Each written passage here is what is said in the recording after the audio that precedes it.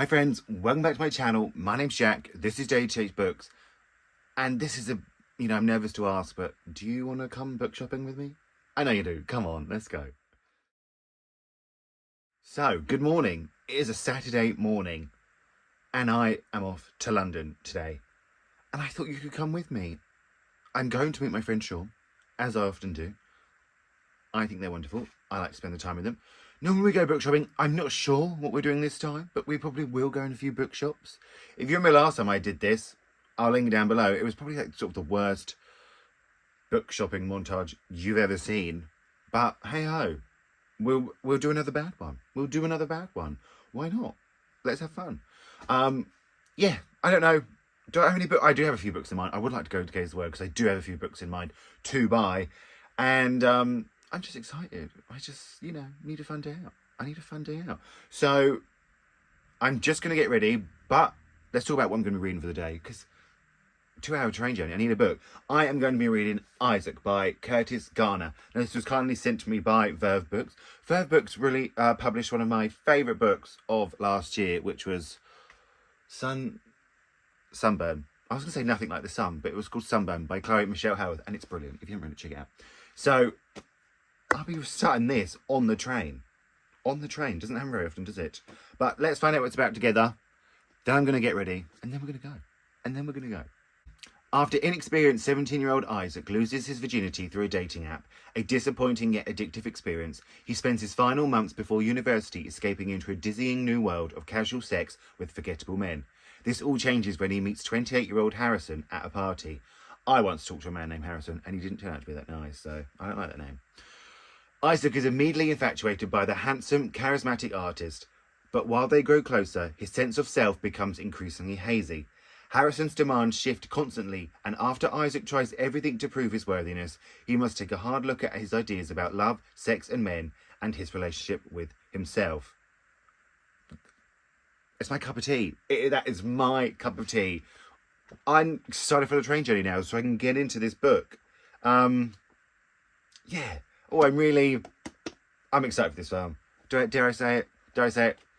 5-star prediction. I said it. I'm sorry. I did. Okay. I'm going to get ready. I'll see you on the train.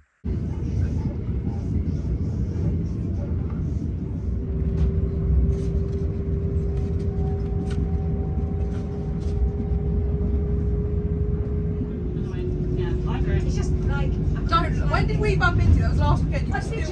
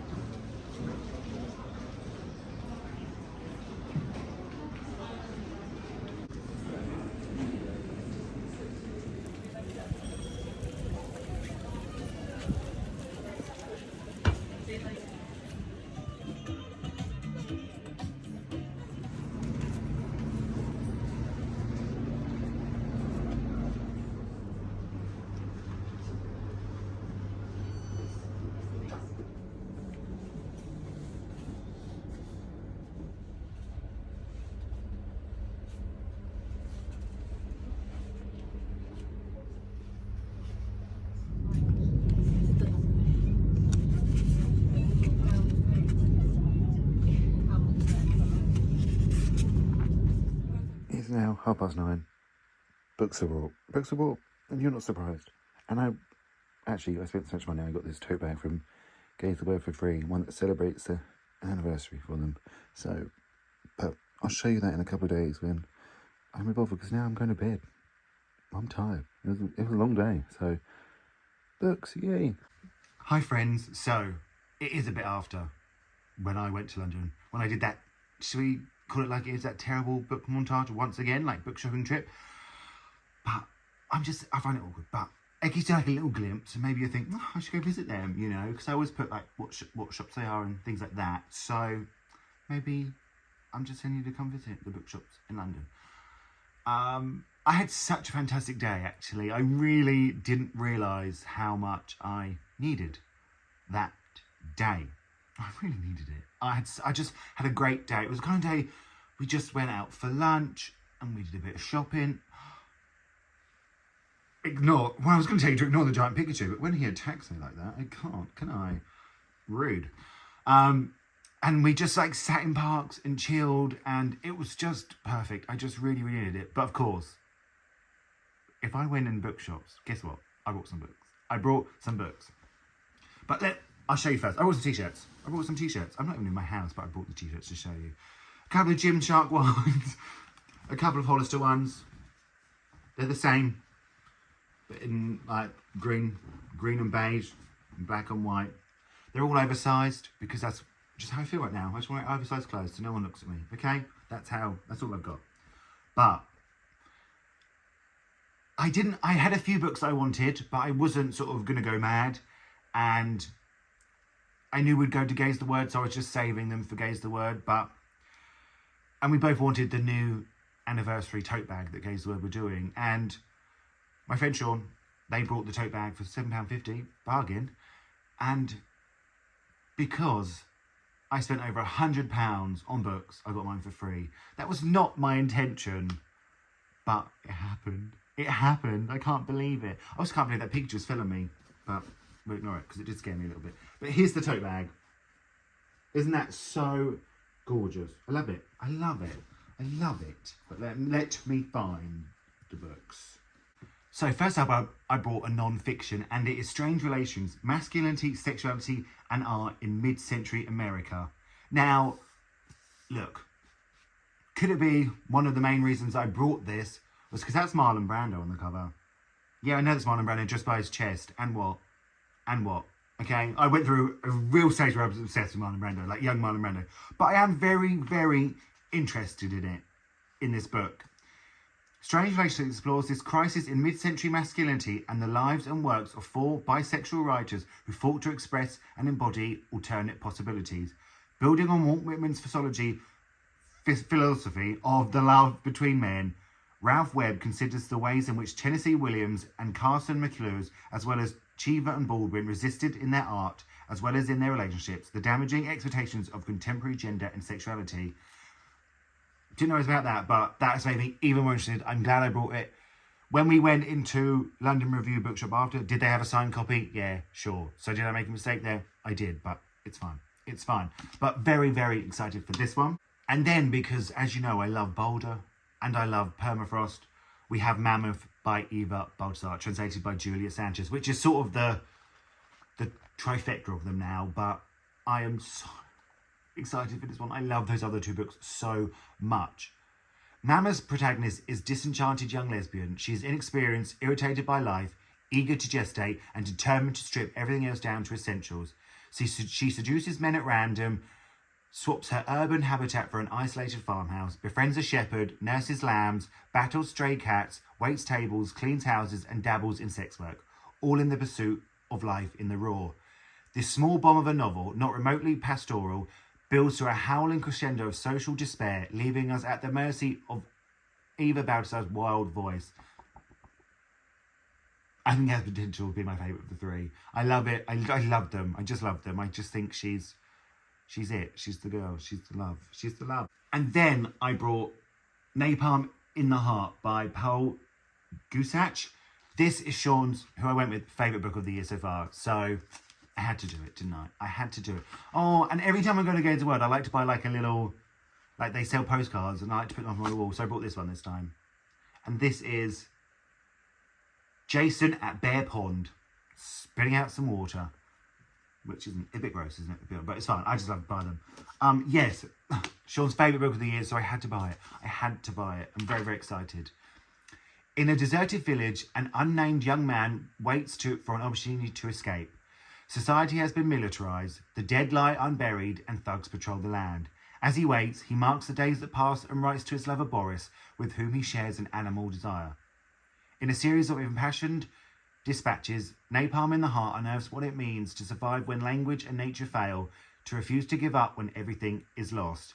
This is translated from the Catalan by Mara Faye Leatham, and she has translated something I've read before. Maybe it was Bad Habits. So even more promising, even more promising.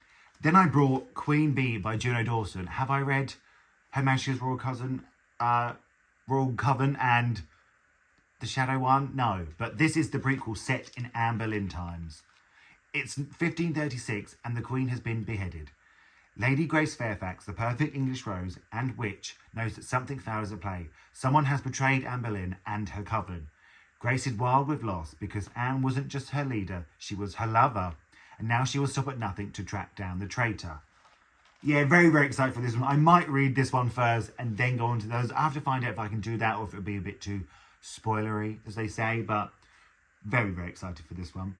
And then this one I picked up and I didn't quite realise I kept it in my hand. But I am very excited for it. One, stunning cover of the year. And this is The Last Seran by Omar Youssef Soleiman.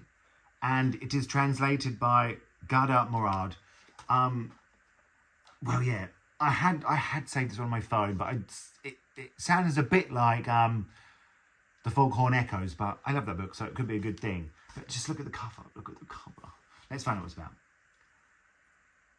Yusuf's mother has always told him that he is named after the biblical prophet Joseph, who had the power of foresight.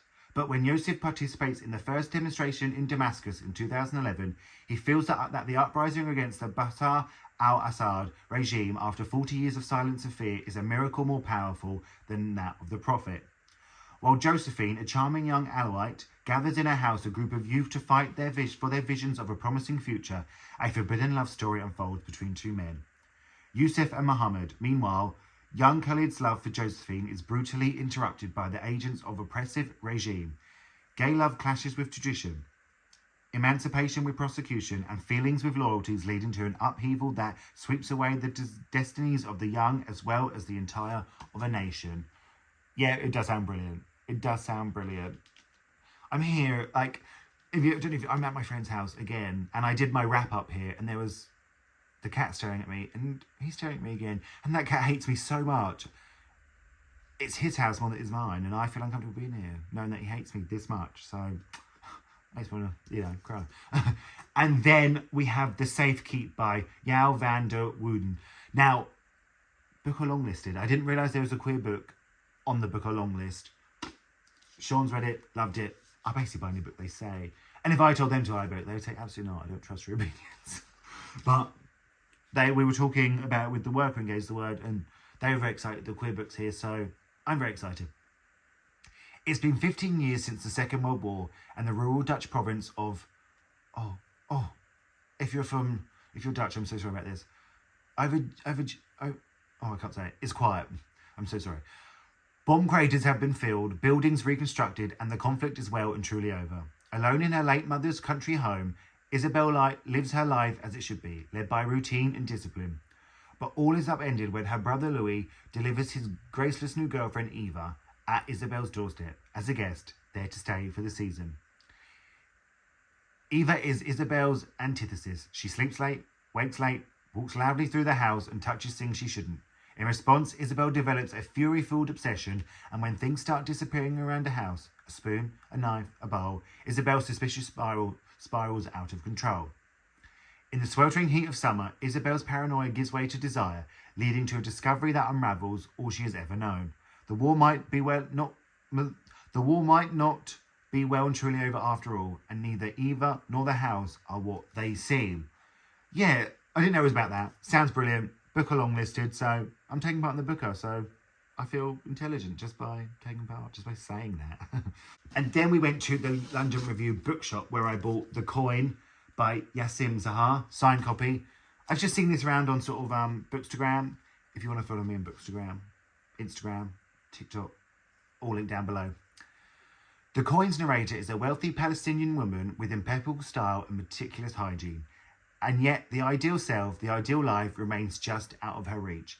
Her inheritance is inaccessible, her homeland exists only in her memory, and her attempt to thrive in America seems doomed from the start.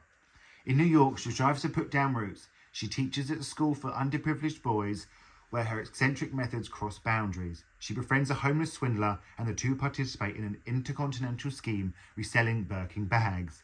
But America is stifling for her. Her willfulness, her sexuality, her principles. In an attempt to regain control, she becomes preoccupied with purity, cleanness and self-image, also drawing her students into her obsessions. Yeah, sounds brilliant. I've heard brilliant things about this one actually, so very excited. And, you know, I do like to buy a signed copy these days. And then lastly, we went back to Falls. We went there first, but then we went back. And we brought Toward Eternity by Anton Her, again, signed. But Anton Her, very famous translator, translates Bora Chung's books. He translated Love in the Big City by Sang-Young Park. So, you know, we're a fan already. So let's find out what this one's about. In the near future, a new therapy promises to eradicate cancer by entirely replacing the body's cells with nanites, android cells that not only cure those afflicted, but also render patients virtually immortal. When literary researcher Yugan, himself a recipient of nanotherapy, teaches an AI named Panet how to understand poetry, he creates a living, thinking machine. But when Young-Hung mysteriously vanishes into thin air and then just as suddenly reappears, the event raises disturbing questions. What happened to Young-Hung? And though he's returned, is he really himself anymore? Sounds like a book, doesn't it, I guess? We bought this together and we both bought a signed copy, so I'll read this maybe eventually in the future.